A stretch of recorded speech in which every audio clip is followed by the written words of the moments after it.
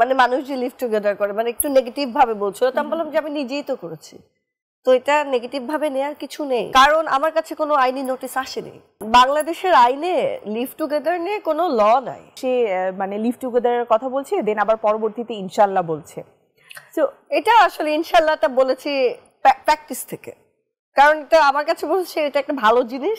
এর আগে তো কাজ নিয়ে প্রচুর কথা হলো, তো তুমি শুরুটাই করেছিলে যে নতুন বছর আসলে আলোচনা এবং সমালোচনায় থেকেই শুরু হয়েছে। তো সবকিছু তো আমরা সোশ্যাল মিডিয়াতে দেখেছি, বাট আমি তোমার কাছ থেকে আসলে একটু জানতে চাই যে থাকে না যে আমরা কিছু একটা বলে ফেলার পরে কেন আমি বলেছিলাম বা ব্যাপারটা কি ছিল সেটাকে ক্লিয়ারিফাই করা। তো আমি যদি জানতে চাই এই যে লিভ টুগেদার প্রসঙ্গটা নিয়ে এত বেশি কিছু হয়ে গেল, তুমি আগে পরে কি বললে, কিভাবে বললে, সেটাকে নিয়ে কিন্তু আসলে কোনো প্রচার হলো। মানে আমাকে জিজ্ঞেস করা হয়েছিল যে আমি লিভ টুগেদার সম্বন্ধে কি ভাবি, মানে মানুষ যে লিভ টুগেদার করে মানে একটু নেগেটিভ ভাবে বলছো, তো আমি বললাম যে আমি নিজেই তো করেছি, তো এটা নেগেটিভ ভাবে নেওয়ার কিছু নেই। মানে ইটস নট, মানে হ্যাঁ এটা ধর্মীয় ভাবে মেবি ইললিগাল, মানে অফকোর্স ইললিগাল, কিন্তু এখনকার যুগে এসে মানুষ যে ধরনের রিলেশনশিপে থাকে, যদি মনের মধ্যে একটা পিওরিটি থাকে যে আমি লোকটার সাথে থাকবো, তাহলে আমি এটার মধ্যে কোনো সমস্যা দেখি না। তো এই কথাটাকে আসলে নেগেটিভলি এবং আইনি নোটিশ পর্যন্ত তোমার কাছে চলে এসেছে, এটাও আসলে একটা আমি বলবো তোমাকে যে এটা একটা নিউজ, কারণ আমার কাছে কোনো আইনি নোটিশ আসেনি। আর 7 দিনের মধ্যে আমাকে বলেছে যে ক্ষমা চাইতে হবে, আমার কাছে 7 দিনের মধ্যে চিঠিটাই এসে পৌঁছালো না। সেইগুলো সব নিউজ। এবং আমি বললাম না শুরুতে তোমাকে বলেছিলাম, আগে ছিল না যে জার্নালিজম, ইয়েলো জার্নালিজম, এরপর এখন এটাকে আমি বলবো ব্লু জার্নালিজম। এই জার্নালিজমের টেন্ডেন্সিটাই হচ্ছে মানুষকে কতটা নেকেড করা যায় সেই নিউজগুলোতে মানুষ ক্লিক করে, আর নাম না জানা কিছু পোর্টালে আর্থিক যোগান ঘটে, মানে রিচ ভিউয়ের কারণে তারা টাকা পায়। সেখানে আমাকে যে এত কাদা ছিটানো হলো বা এত মানুষের কাছে ছোট করা হলো আমার অডিয়েন্সের কাছে, এই একটারও আমি কোনো পার্সেন্টেজ পাইনি।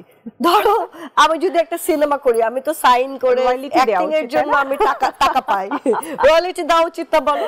তারপরে ধরো আমি যদি নাটকও করি পেমেন্ট পাই বা উপস্থাপনা করে পেমেন্ট পাই। এই যে রিচ ভিউ, আমার তো রিচ ভিউ বানিয়ে মানুষের কাছে পৌঁছাতে হবে না, আমি আমার কাজ দিয়েই পৌঁছাতে চাই।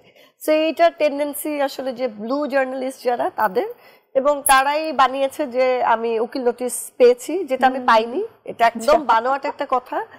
এবং দ্বিতীয়বার উকিল নোটিশ পেয়েছি, এটা আরো বড় বানোয়াট কথা। তো এই আর কি চলছে, মানে ইচ্ছে মতো নিউজ মানে চালিয়ে দিলেই হলো।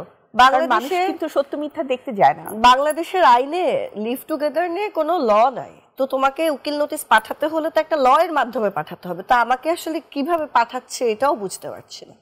আচ্ছা, ধর্মীয়ভাবে আমি বিশ্বাস করি যে তুমি সম্পূর্ণ আমাদের মানে ধর্মীয় অনুশাসনকে বিশ্বাস করো এবং সেভাবে মেনে চলার চেষ্টা করো। তো এই ব্যাপারটা নিয়েও বলছিল যে সে মানে লিভ টুগেদারের কথা বলছে, দেন আবার পরবর্তীতে ইনশাআল্লাহ বলছে।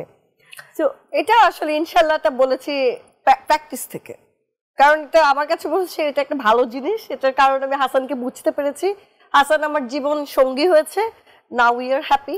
সো সবাই বুঝে, যদি কেউ চায় যে আমি আমার পার্টনারটাকে বুঝে নিব, সেটা হয়তো সমাজ মেনে নেবে। সমাজ মেনে নেওয়ার কাহিনী না, কিন্তু এখানে সমাজ কিন্তু অলরেডি সমাজে ঘটনা ঘটছে, কিন্তু আমরা এটা প্রকাশ্যে অ্যাকসেপ্ট করতে পারছি না। সো আমি এটাই বলতে চাইছি, এটার অ্যাকসেপ্টেন্সি হবে এবং প্রকাশ্যে সবাই বলতেও সাহস পাবে, বা এটা নিয়ে কোনো হেজিটেশন থাকবে না। ধরো তুমি একটা মানুষের সাথে লিভিং রিলেশনশিপে আছো, সো তাকে তুমি 4 দেয়ালের এক ছাদের নিচে তুমি চিনতে পারছো সে মানুষটা কিরকম, সে কিভাবে ঘুমায়, সে ঘুমানোর সময় নাক ডাকায় কি ডাকে না, সে আসলে ফিনান্সিয়ালি অন্যদের সাথে কিরকম, টাকা পয়সা মানুষকে দেয় কি দেয় না, কমিটমেন্ট রাখে কিনা, সে টয়লেট কিভাবে ব্যবহার করে, ফ্ল্যাশ করে কি করে না, বা তার আদার সে মিথ্যা কথা বলে নাকি, ধরো সে A to G অ্যাকচুয়ালি সব জানতে পারলা, কিন্তু তুমি তার সাথে সোশ্যালি কোথাও গেল না।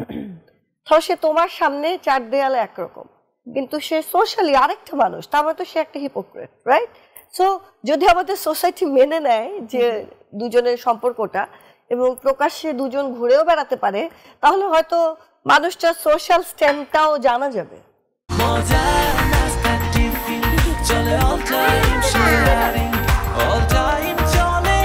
টিফিন টাইমে মজাদার আয়োজন মানে অল টাইম ব্রেড।